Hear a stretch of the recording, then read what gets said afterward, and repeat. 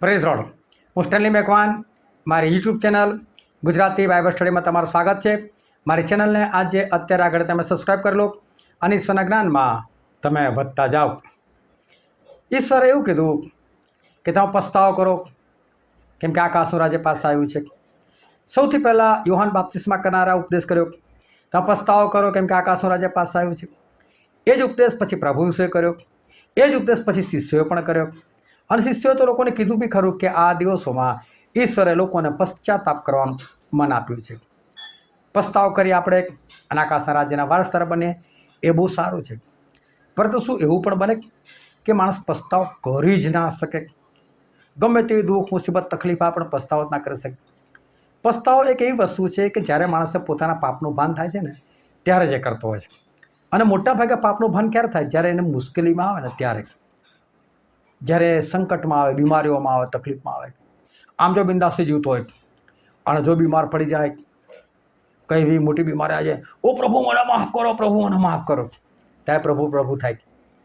સાજો થાય ત્યારે ફરી પાછો બની શકે હતો એવો થઈ જાય. પરંતુ પસ્તાવો માણસે ક્યારે થાય છે? કે જ્યારે કંઈ સંકટમાં આવે, મુશ્કેલીમાં આવે, તકલીફમાં આવે ત્યારે જ. પરંતુ શું એવું બની શકે કે કોઈ માણસ પસ્તાવો જ ના કરી શકે? ગમે તેવી તકલીફ હોય તો પણ પસ્તાવો જ ના કરી શકે? એને પસ્તાવ કરવાનું મન જ ના થાય? ગમે તેનું સમજાવો શીખવાડતો પણ એને પસ્તાવ કરવાનું મન જ ના થાય? શું આવું બની શકે? હા. કોની સાથે એવું બની શકે? શું તમારી સાથે એવું બની શકે? બની શકે તો ક્યારે આવું બની શકે? એ જાણવાના માટે આ વિડીયોને તમે આખો જુઓ.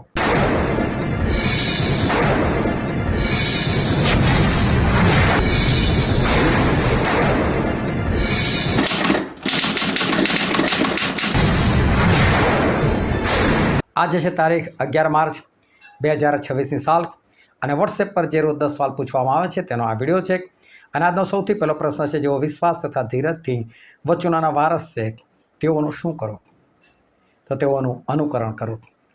જેઓ વિશ્વાસ તથા ધીરજથી વચનોના વારસ છે. બાઇબલની અંદર ઢગલો વચનો આપેલા છે. વચનો એટલે પ્રતિજ્ઞા. પ્રતિજ્ઞા એટલે બીજી ભાષામાં હું તમને કહું તો આશીર્વાદ. પ્રભુએ કીધું છે ને, તમે પસ્તાવ કરો, આકાશનું રાજ્ય પાસે આવ્યું છે. તમે પસ્તાવ કરશો, પવિત્ર આત્મા પ્રાપ્ત કરશો, મારી આજ્ઞા પાળશો તો તમને આકાશના રાજ્યનો વારસો મળશે. જેટલા દેવના આત્માથી દોરાય છે તેટલા દેવના દીકરા છે. આ બધી જે વાતો છે, આ બધા જે વચનો છે, એમને નથી કે તું મારા બાપને વિનંતી કરીશ અને તમને બીજો સંબોધક એટલે કે પવિત્ર આત્મા આપશે.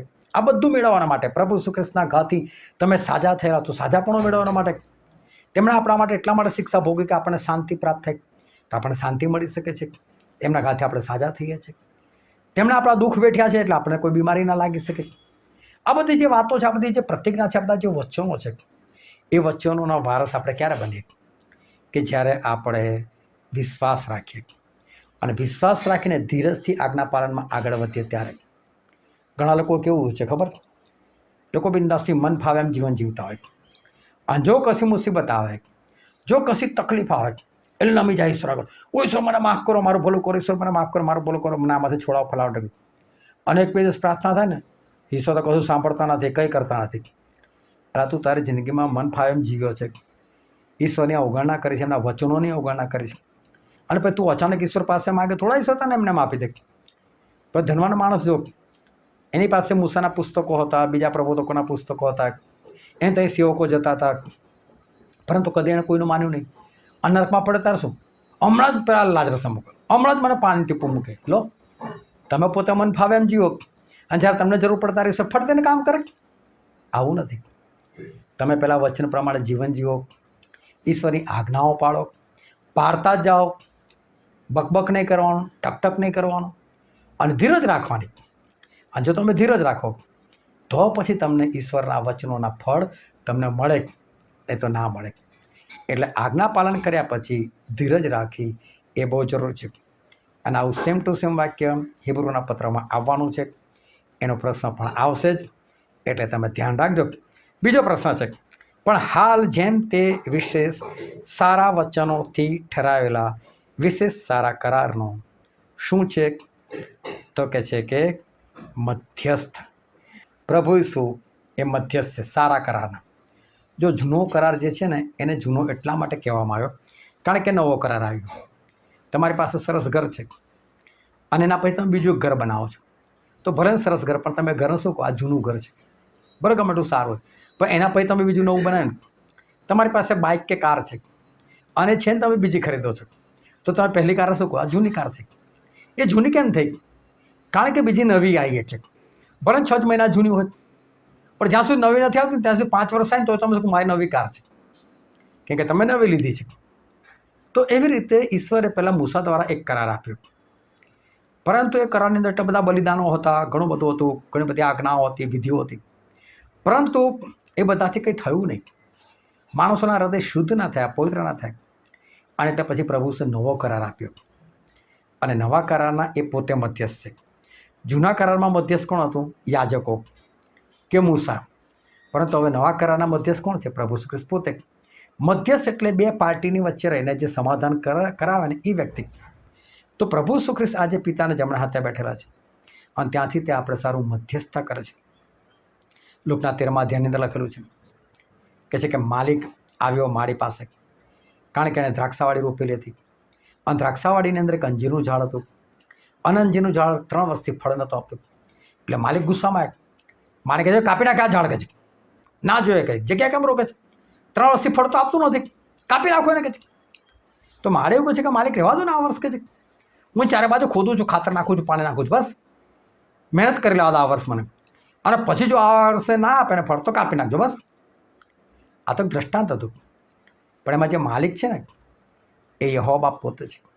જે માળી છે ને એ પ્રભુ શ્રી કૃષ્ણ પોતે છે, અને જે અંજીરનું ઝાડ છે ને એ આપણે લોકો છે, વિશ્વાસીઓ, કે જે લોકોના જીવનમાં પવિત્ર આત્માના ફળ દેખાતા નથી.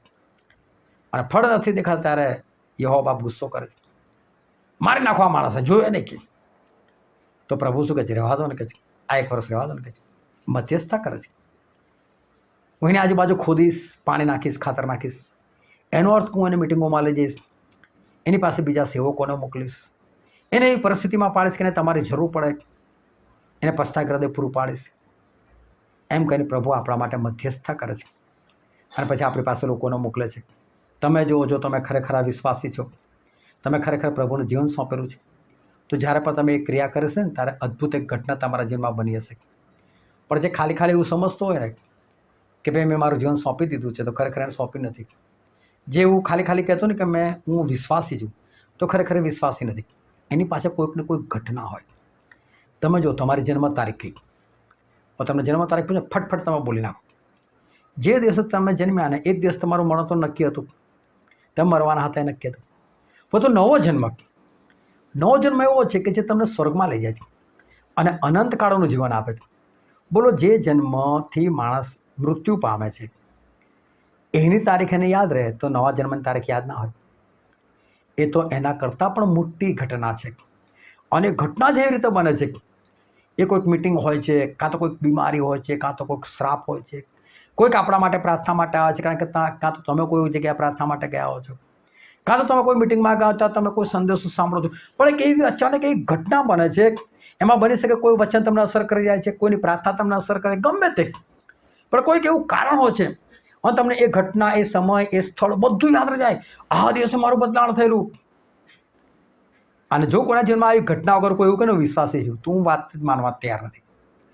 એને એવો ભ્રમ છે કે હું વિશ્વાસી છું, ખરેખર વિશ્વાસી નથી. પરંતુ આવી એક ઘટના બને ને એને કહેવાય કે ખરો વિશ્વાસી. અને એ ઘટના ઈશ્વર આપણા જીવનમાં લાવે છે, અને એ જેને સ્વીકારી લે છે, જે માણસ સ્વીકારી લે છે, એનો નવો જન્મ થાય છે. તો આ રીતે પ્રભુ આપણા મધ્યસ્થ બને છે, અને આપણી અંદર એવો પસ્તાવનું હૃદય મૂકે છે, આપણને તક આપે છે કે આપણે પસ્તાવ કરીએ અને આકાશના રાજ્યના આપણે વારસદાર થઈએ. આજનો પછીનો પ્રશ્ન છે, મલખીસદેકના ધારા પ્રમાણે કોણ સનાતન યાજક છે? અને છે ખ્રિસ્ત. મલખીસદેકના ધારા પ્રમાણે એટલે નિયમ પ્રમાણે, કાયદા પ્રમાણે. કાયદો એનો બીજો શબ્દ છે ધારા, કે મલખીસદેક નામનો એક માણસ થઈ ગયો, અને એ તો જૂના કરારમાં, અને એ પણ ઉત્પત્તિના પુસ્તકની અંદર. એ વખત એવું બનેલું કે ઇબ્રાહિમનો ભત્રીજો લોત, એ ઇબ્રાહિમથી જુદા થઈને સદોમ અને ગોમોરામાં રહેતા હતા. એ વખત એ દેશ બહુ ફળદ્રુપ હતો, એદનવાડી જેવો હતો, અને એટલે આ લોત ત્યાં જઈને રહેતા હતા. એક વખત અમુક રાજાઓ ભેગા થયા અને લોકો સદોમ ગોમોરા પર ચડાઈ કરી દીધી. ત્યાંના રાજાને માર્યા, લોકોને માર્યા, લોકોને લૂંટી ગયા અને લોકો તો લોટને તો પાછું ગુલામ બનાવીને લઈ ગયા અને બધું લૂંટી પણ ગયા. કોઈક માણસ દોડતો આવ્યો અને ઇબ્રાહિમને ખબર આપ્યો, ઇબ્રાહિમ તારા ભત્રીજાના રાય તો મારે એટલે લૂંટીને ગુલામ બનાવીને લઈને ગયા છે. ઇબ્રાહિમ કેવું છે? ઇબ્રાહિમ રાજા જેવા હતા. એમની પાસે એમના ઘરમાં જન્મેલા 318 સૈનિકો હતા. ચલો લડવા જઈએ કે છે. અને ઇબ્રાહિમ ગયા. એ બધા રાજાઓને મારીને લોટને છોડાવીને જે લોકો લૂંટી ગયેલા એ લોકોને લૂંટીને ઇબ્રાહિમ પાછા આવે છે. અને જ્યારે પાછા આવે છે ત્યારે ત્યાં શાલોમ નામનું એક શહેર હતું અને એનો રાજા હતો આ મલ્ખીસદેક. એ આવીને આ ઇબ્રાહિમને રોટલી આપે છે, દ્રાક્ષરસ આપે છે અને ઇબ્રાહિમને આશીર્વાદ આપે છે. તો ઇબ્રાહિમ સામે એમને 10મો ભાગ આપે છે. જે બી લૂંટ હતી એમનો કોઈ આજ્ઞા વગર ઇબ્રાહિમ 10મો ભાગ આપે છે. અને આ જે મલ્ખીસદેક છે એમના વિશે એવું લખવામાં આવ્યું છે, એ પરાત્પર દેવનો યાજક હતો. આ તો દેવના યાજક હતા, જીવતા દેવના. જો આ ઇઝરાયલી નહોતા. અને જોવા જાય તો હજુ સુધી ઇઝરાયલ પ્રજા અસ્તિત્વમાં જ નથી આવી. કારણ કે ઇબ્રાહિમ થાય, ઇબ્રાહિમથી ઈસાક જન્મે, ઈસાકથી યાકૂબ જન્મે અને એ યાકૂબનું નામ ઈશ્વરે ઇઝરાયલ રાખેલું હતું. તો ઈસાક જ નહીં જન્મ્યા તો પછી યાકૂબની તો વાત જ નથી આવતી. એટલે ઇઝરાયલ પ્રજા હજુ તો અસ્તિત્વમાં જ નથી. અરે એ બધું છોડો, ઇઝરાયલ નામનો કોઈ શબ્દ જ નથી. તો આ કઈથી યાજક બની ગયા? મલ્ખીસદેક કેવી રીતે યાજક બન્યા? કશું લખવામાં નથી આવ્યું કેવી રીતે યાજક બન્યા. બસ દેવની કૃપા કહેવાય આને, એ યાજક બની ગયા. હવે શું થયું? જ્યારે ઇઝરાયલ પ્રજા સ્થપાઈ ત્યારે ઈશ્વરે મૂસાને કીધું કે મૂસા, આ લેવીનું કુળ પસંદ કરું છું અને એ લોકો જ મારી સેવા કરશે. મુલાકાત મંડપની, કરાર કોષની, મંદિરની સેવા આ લોકો જ કરશે. એટલે ખબર છે પેલો ઉજ્જા મરી ગયેલો, જ્યારે કરાર કોષ જતું હતું ગાળામાં, બળદોએ ઠોકર ખાધી અને એકદમ પેલો કરાર કોષ પડવા જતો હતો અને ઉજ્જા એકદમ હાથ લગાવી દીધો અને ત્યાં મરી ગયો. કેમ? કારણ કે એને કોઈ હક નહોતો, કારણ કે લેવીના કુળનો નહોતો. કરાર કોષને હાથ ના લગાવી શકે. એટલે ઈશ્વરે કાયદો બનાવ્યો કે જેટલા બી યાજકો બને એ બધા લેવીના કુળમાંથી જ બને. પરંતુ મલ્ખીસદેક તો લેવીના કુળના હતા નહીં, લેવી હતો જ નહીં એ સમય. એ કેમના યાજક બન્યા? એ કયા કાયદા હેઠળ યાજક બન્યા? આપણી પાસે કશું જ લખાણ નથી. હવે પ્રભુ શું આવ્યા? એ તો પાછા યહૂદાના કુળમાંથી આવ્યા. યહૂદાના કુળમાંથી આવ્યા તો એમાંથી તો કોઈ યાજક જ નહોતું બનતું. પરંતુ પ્રભુ શુંને યાજક બનાવવામાં આવ્યા, એ પણ પ્રમુખ યાજક બનાવવામાં આવ્યા. તો કે એ કયા કાયદા પ્રમાણે બન્યા? તો કે મલ્ખીસદેકના કાયદા પ્રમાણે, મલ્ખીસદેકના ધારા પ્રમાણે. એટલે મલ્ખીસદેક કયા કાયદા પ્રમાણે? કશું જ ખબર નથી. પણ એ મલ્ખીસદેક જે કાયદા પ્રમાણે યાજક બન્યા એ જ કાયદા પ્રમાણે પ્રભુ ઈસુ ખ્રિસ્ત યાજક બન્યા. પરંતુ મૂસાના કાયદા પ્રમાણે એ યાજક નહોતા બન્યા. પ્રભુ ઈસુ આખા અલગ હતા અને અલગ રીતે એ યાજક બન્યા. પછીનો પ્રશ્ન છે, જેઓ એકવાર પ્રકાશિત થયા, જેઓએ સ્વર્ગીય દાનવનો અનુભવ લીધો, ત્યાર પછી પતિત થયા, તેઓની પાસે શું કરાવો એ અશક્ય છે અને છે નવેસરથી પસ્તાવો. મેં શરૂઆતમાં આ જ બાબત કીધી કે પસ્તાવો કરો, કેમ કે આકાશનું રાજ્ય પાસ આવ્યું છે. તો શું ખરેખર એવું પણ બને કે માણસ પસ્તાવો જ ના કરી શકે? હા, હું તમને બાઇબલમાંથી કલમ વાંચીને બતાવું છું, કેમ કે મેં અધૂરી કલમ લખેલી છે. હિબ્રોનો પત્ર તેનો 6ઠ્ઠો અધ્યાય 4થી 5મી અને 6ઠ્ઠી કલમ. અહીં બાઇબલમાં એવું લખવામાં આવેલું છે, કેમ કે જેઓ એકવાર પ્રકાશિત થયા એટલે કે ઈશ્વરનું વચન એ લોકોને મળ્યું. ઈશ્વરનું વચન એ આપણા માટે પ્રકાશરૂપ છે. જેમ પાઉલને ઈશ્વરના વચનનું જ્ઞાન મળ્યું, એમની પર પ્રકાશ આવ્યો. એટલે જે લોકો એકવાર પ્રકાશિત થયા એટલે કે એ લોકોને ઈશ્વરનું વચન મળ્યું, ઈશ્વરના વચનનું જ્ઞાન મળ્યું. જેઓએ સ્વર્ગીય દાનોનો અનુભવ લીધો. સ્વર્ગીય દાન એટલે પવિત્ર આત્માના કૃપાદાન, માંદગીમાંથી સાજાપણું આપવું, ઉપદેશ કરવો, ભૂતો કાઢવા, પ્રાર્થના કરવી, આ બધા જે કૃપાદાનો છે, અન્ય ભાષા બોલવી, એનું ભાષાંતર કરવું, આરાધના કરવી, આ બધા જે કૃપાદાનો છે, એ કૃપાદાનોનો જે લોકોએ અનુભવ કર્યો, પછી બાઇબલ કહે છે જેઓ પવિત્ર આત્માના ભાગીદાર પણ થયા. જે લોકોએ પવિત્ર આત્માના પોતાના હૃદયમાં વસાવ્યા, એમના ભાગીદાર બન્યા. એટલે વિચાર કરો, આ માણસ કેટલો બધો આગળ વધેલો છે. કેમ કે આ બધું વિશ્વાસ કરો, પસ્તાવો કરો અને બાપ્તિસ્મા લીધો લો, એના પછી જ આ બધી વસ્તુ થાય. તો આ બધું તો કરી લીધું, ત્યાર પછી ને આટલું બધું મળ્યું. પછી શું કહે છે? અને જેઓએ દેવના ઉત્તમ વચનોનો તથા આવનાર યુગના પરાક્રમનો અનુભવ કર્યો. આવનાર યુગ એટલે 1000 વર્ષનું પ્રભુ ઈસુ ખ્રિસ્તનું રાજ્ય. જેની અંદર ચિત્તો લવારો બધા સાથે રહેશે. ઈશ્વરના દરેક લોકો સાથે રહેશે, કોઈ ગરડું નહીં થાય, ત્યાં કોઈ પરેજી નથી પડે, તમારે જે ખાવું જેટલું ખાવ, કોઈ પેટનો બગાડો નહીં થાય, કશું નહીં થાય. જ્યાં માણસ ગરડું નહીં થાય ત્યાં માણસ મૃત્યુ નહીં પામે.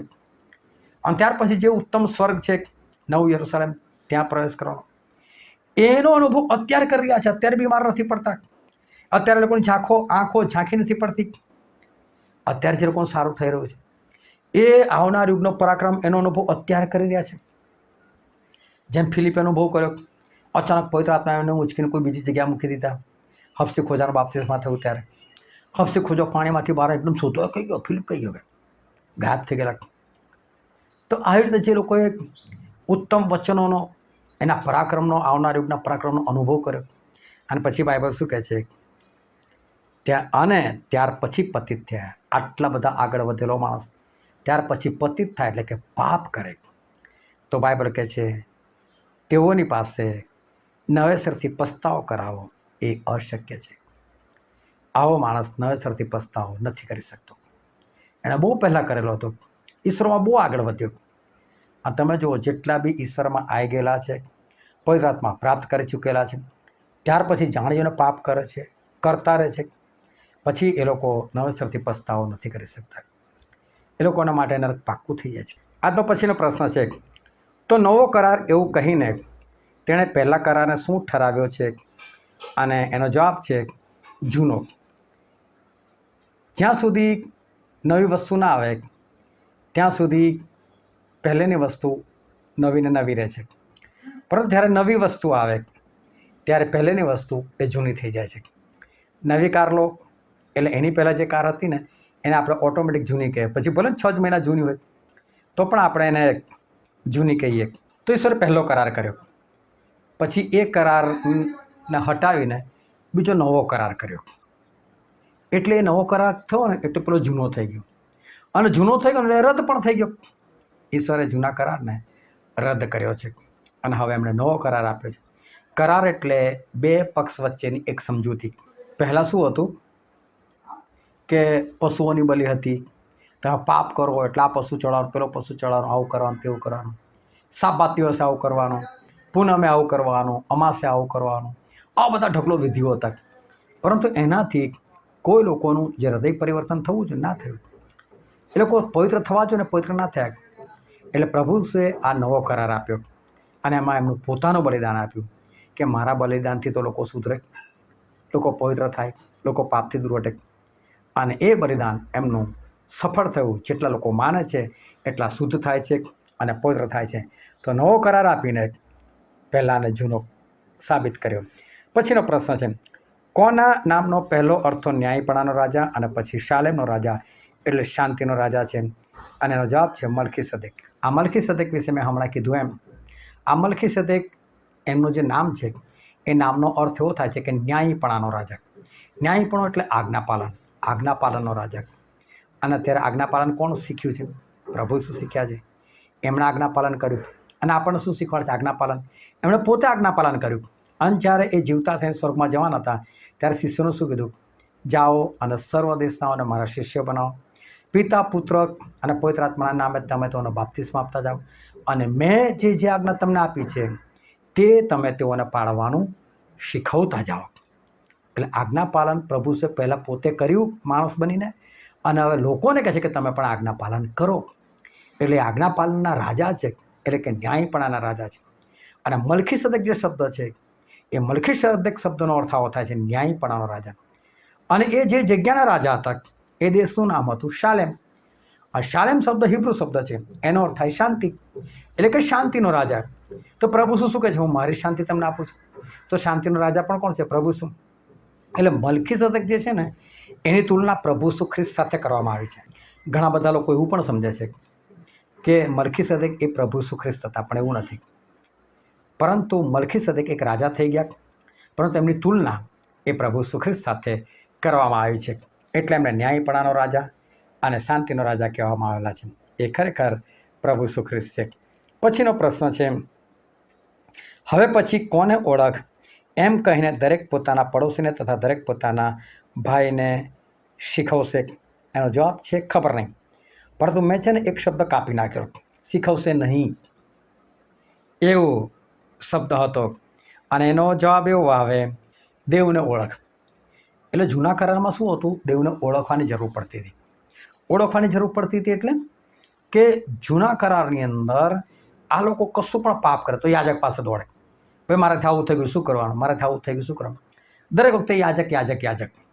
એના વગર આ લોકોથી પગલું ના આગળ ભરાય. પરંતુ હવે ઈશ્વરે શું કર્યું? પેલો પડદો મંદિરનો વચ્ચેથી ફાડી નાખ્યો.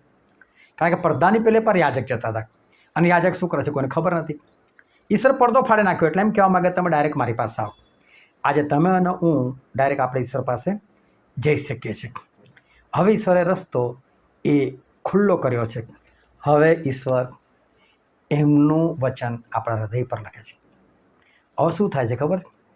કે તમે રસ્તામાં જતા હોય અને તમારે આગળ કોઈ જતું હોય, એના પાછલા ખિસ્સામાં પર્સ પડેલું હોય અને પર્સ ગમે તે કારણે થોડું ઉપર આવી ગયું હોય અને પડવાની તૈયારીમાં હોય. હવે એક વિચાર તો એવો આવે, પડી જાય તો લઈ લો, મારો ફાયદો થઈ જશે. પણ એ સમય છે ને તમને કોઈ ઠોકે છે, એને કહી દે પર્સ બરાબર કરે, નહીં તો પડી જશે. આપણને એક સારો વિચાર આવે છે. ખરેખર આ સારો વિચાર શું છે? એ સારો વિચાર એ જ આ નવો કરાર છે. હવે ઈશ્વર નવો કરાર આપણા હૃદયપટ પર લખે છે અને હવે આપણને ખબર પડે. એટલે કે તમારે કોઈને પૂછવાની જરૂર નથી. એટલે કોઈનું પર્સ પડી રહ્યું છે, પાસ્ટરને ફોન કરવાની જરૂર નથી. હું શું કરું? એને કહું કે ના કહું? એવું કશું પૂછવા જવાની જરૂર નથી. તમને ઓટોમેટિક અંદરથી ખબર પડે છે કે અંદરથી અવાજ આવે છે. શું તમે આવો અનુભવ નથી કર્યો? તમે ચોક્કસ આ અનુભવ કર્યો છે. હવે ઈશ્વરને ઓળખ એવું પૂછવાની જરૂર નથી. તો હવે દેવને ઓળખ એવું કહેવાની જરૂર નથી. ઈશ્વર પોતે પોતાની ઓળખ એ સરળ લોકોને આપે છે. પછીનો પ્રશ્ન છે, તે પુત્ર હતો તે છતાં પણ પોતે જે સંકટો સહન કર્યા તેથી તે શું શીખ્યો? અને એનો જવાબ છે આજ્ઞાપાલન. પ્રભુ શું પુત્ર હતા તો પણ સંકટો પડ્યા, એનાથી આજ્ઞાપાલન શીખ્યા. બહુ સ્પષ્ટ વાત. જ્યાં સુધી માણસના જેમાં સંકટો નથી આવતા, તકલીફ નથી આવતી, ત્યાં સુધી ઈશ્વર નમતો જ નથી. અનમતો નથી એટલે આજ્ઞાપાલન આવતો નથી. માણસ મસ્ત બિંદાસથી જીવે, પિક્ચરો જોવે, પિક્ચરોને ગીતો ગાય, ડાન્સ કરે, ધતિંગ કરે, દારૂ પીવે, બીડીઓ પીવે, સિગરેટો પીવે, ઘણું બધું કરે. પણ જ્યારે સંકટ આવે, તકલીફ આવે ને, અને ત્યારે ઈશ્વર આવું નહીં કરું, ઈશ્વર આવું નહીં કરું. કેવું આજ્ઞાપાલન આવે છે? સંકટ વગર આજ્ઞાપાલન નથી આવતું, તકલીફ વગર આજ્ઞાપાલન નથી આવતું. પ્રભુ શું પોતે આજ્ઞાપાલન શીખ્યા એવું બાઇબલ કહે છે. આપણે પણ શીખવાની જરૂર છે. આપણે શું કામ સંકટની રાહ જોઈએ? ઈશ્વરે સંકટ આપણા માટે વેઠ્યા છે તો આપણે સંકટની જ રાહ જોઈએ અને પછી જ આજ્ઞાપાલન શીખે ના. આપણે એની પહેલાં જ આજ્ઞાપાલન શીખે, કારણ કે પ્રભુ પોતે આજ્ઞાપાલન કરીને આપણને શીખવાડ્યું છે. પછીનો પ્રશ્ન છે, તેઓ મારા કરાર પ્રમાણે ચાલ્યા નહીં એટલે મેં પણ તેઓ સંબંધી શું રાખી નહીં? અને એનો જવાબ છે કંઈ ચિંતા રાખી નહીં. ઘણા બધા લોકો એવું સમજે છે કે ઈશ્વરને આપણી ગરજ છે. ઈશ્વરનું સ્વર્ગ જાણે ખાલી ના રહી જતું હોય. ઈશ્વર આપણી પાછળ ફરે છે. ના, ઈશ્વરની ઈચ્છા છે કે તમે દરેક જણ બચી જાઓ. એટલે ઈશ્વર આપણા માટે પ્રયત્ન કરે છે. પણ એનો અર્થ એવો નથી કે ઈશ્વર આપણી ગરજ છે એટલે આપણી પાછળ ફરે. એ એમનો પ્રેમ છે એટલે આપણને બચાવવાનો પ્રયત્ન કરે છે. એમના સેવકોને વારે ઘડે મોકલે છે, આપણને એવી મુશ્કેલીમાં પાડે છે કે જેથી કરીને આપણે ઈશ્વરમાં જોડાઈ જઈએ. પરંતુ એનો કદી પણ અર્થ એવો નથી થતો કે ઈશ્વર એ આપણી ગરજ રાખે છે ને આપણી આગળ પાછળ ફરે છે. એમણે સાઉલને રાજા તરીકે નિયુક્ત કર્યા, પણ જ્યારે ના જ ચાલ્યા, એમને આગળ પાછળ એમણે માણસોને મોકલ્યા, સમૂહને મોકલ્યા, એને સમજાવવાનો પ્રયત્ન કર્યો, પણ પછી બી ના ચાલે. શું થયું? ઈશ્વરની સાથે વાતચીત કરવાની બંધ કરી દીધી. એને પડતો મૂક્યો અને ચોખ્ખું કહી દીધું કે તે યહોવાનું વચન નકાર્યું છે, માટે યહોવાએ તને રાજા તરીકે નકાર્યો છે. ઈશ્વરે નકાર કર્યો. તમે ભૂલી જાઓ કે તમે ઈશ્વરની વિરુદ્ધ જશો અને ઈશ્વર તમારે આગળ પાછળ ફરશે. એ તમને છોડી દેશે, કંઈ ચિંતા નહીં કરે તમારી. મારો કહેશે જાઓ, તમારે મરવું જ છે તો હું શું કરું? પછી નથી લખ્યું? હમણાં આપણે જોઈ ગયા વચન, નવેસરથી પસ્તાવ કરાવો અશક્ય છે. પછી પ્રભુ એની આગળ પાછળ નથી પડતા કે તું જાણજો ને પાપ કરતો કર્યા જ કર ભાઈ, મારે બી તને નથી બચાવો. ઈશ્વર કંઈ ચિંતા નથી કરતા. એમણે એલી યાજકને પણ કેવડાવી દીધું કે મારા કરતાં તું તારા દીકરાઓને મારે વધારે રાખે છે. તો મેં તને કીધેલું હતું કે તું તારું કુળ સદાકાળ યાજક બનશો. હવે મારાથી દૂર થાઓ, હવે નહીં બનાવો કે યાજક તમને. બોલો, એનું ખાનદાન ખલાસ થઈ ગયું. ઈશ્વર એવું કહે છે કે શુદ્ધની સાથે હું શુદ્ધ દેખાઈશ ને હઠીલાની સાથે હું હઠીલો દેખાઈશ. એ દરેક દુષ્કર્મીઓને ઘૃણા કરે છે એવું લખેલું છે બાઇબલમાં. અને માટે એ ભૂલી જજો કે ઈશ્વર તમારી આગળ પાછળ ફરે છે. તમે નહીં ચાલો તો એક દિવસ ઈશ્વર તમને છોડી દેશે. કંઈ પણ ચિંતા નહીં કરે. આ બાઇબલનું વચન છે, માટે આપણે એને સમજવાની જરૂર છે. પછીનો પ્રશ્ન છે, ધીરજ રાખ્યા પછી કોને વચ્ચેનું ફળ મળ્યું? અને છે ઇબ્રાહિમ. ઇબ્રાહિમે 25 વર્ષ ધીરજ રાખી. એ કદી પણ બીજા દેવદેવતા પાસે ના ગયા અને આખરે એમને બાળક થયું. ધીરજ રાખો તો ધીરજથી સારા ફળ મળે છે, વચ્ચેનું ફળ મળે છે. ઈશ્વરની આજ્ઞા પાળો અને વચ્ચેનું ફળ મળે માટે ધીરજ રાખો. આ બહુ જરૂરી છે. તો ઈશ્વર તમને આશીર્વાદ આપે. આમેન.